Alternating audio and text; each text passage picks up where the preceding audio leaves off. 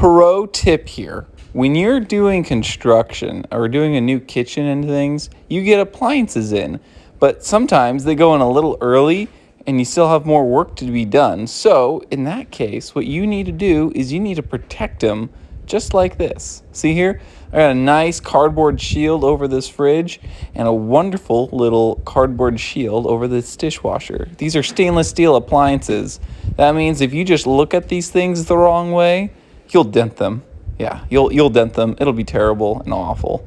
So we don't want to do that. So be smart and protect your stuff with some cardboard, and then nothing will ever get hurt.